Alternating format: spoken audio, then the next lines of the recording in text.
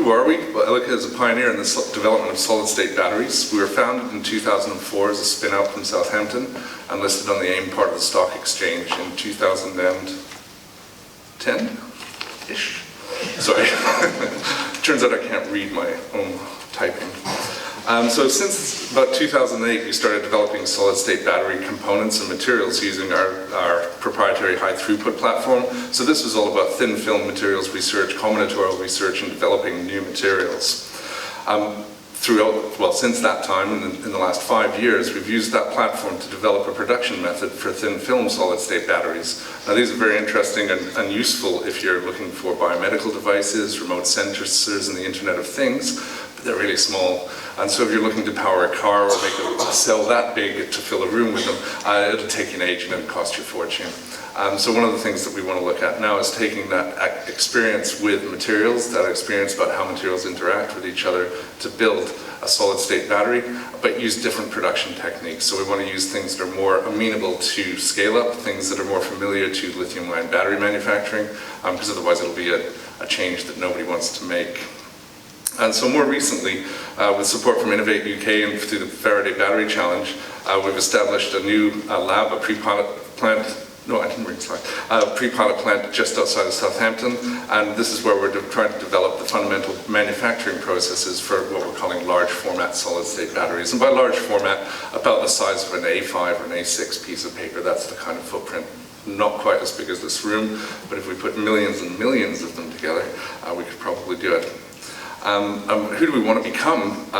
Our objective is to continue in this route and to become the UK's experts at developing manufacturing methods for solid-state batteries, to help take some of these ideas from all the professors and all the academics, all the students that they're going to train, but hopefully some will come and work for us, work with us to become a world leader in the next generation of battery technologies.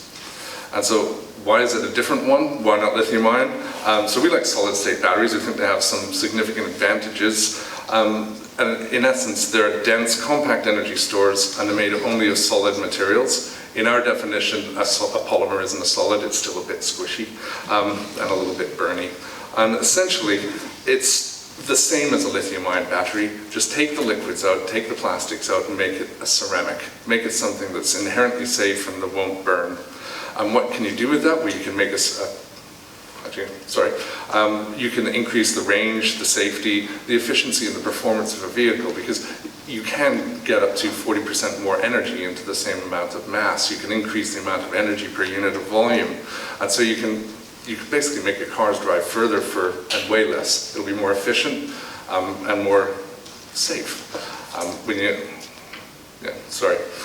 So we think that actually solid-state batteries are an enabling technology for the uptake of electric vehicles. There's lots of things in the news. The things that make people flag are, how far am I going to be able to drive my car? It's not far enough. Is my car going to be dangerous if it gets in an accident or lights on fire? And how fast am I going to be able to charge my car? Is it going to take me half an hour in a petrol station or an electrical station to do it?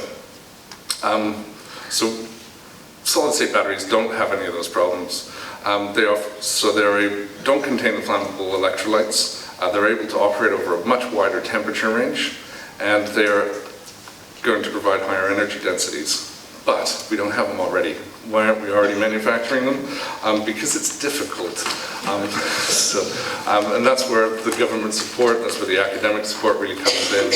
So just a few of the technical challenges is, one is you have to really understand what the materials are that you're using. Do you have the right capacities? Do you have the right thermodynamic compatibilities of the materials? Do you have the right kinetics of transporting lithium ions through these interfaces?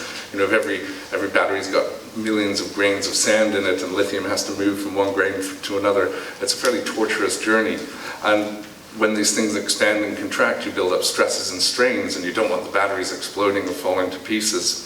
So we're looking at making composite electrode structures that try to mitigate some of these effects and put electrode structures in place to prevent these things from happening. And so we're doing this within one large project, and this is the Ilika Goliath solid-state battery technology. And so this Goliath program is supported partly from our investors, from commercial partners, and from the UK government via the Faraday Battery Challenge.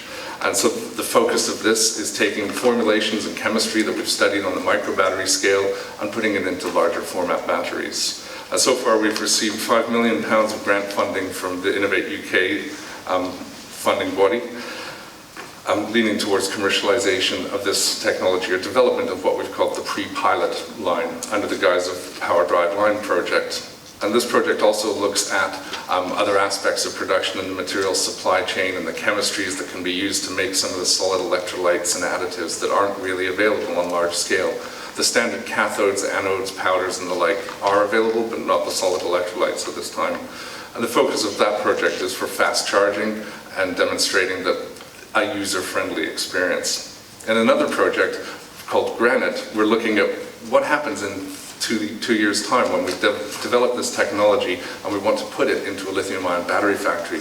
And so it's looking at a gap analysis between solid-state battery manufacture and lithium-ion manufacturing to make a good transition between the two, so that in the end LG Chem or the BIC doesn't look at us and say, well, we've just built our battery factory and yours is nothing like it, so you've got to wait 10 years for this factory to expire. What we're looking at is how do you make that transition as easy and straightforward as possible, which unit operations come in and out.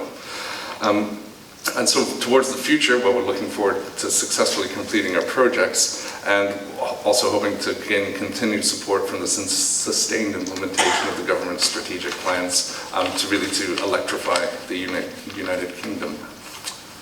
Thank you for your time.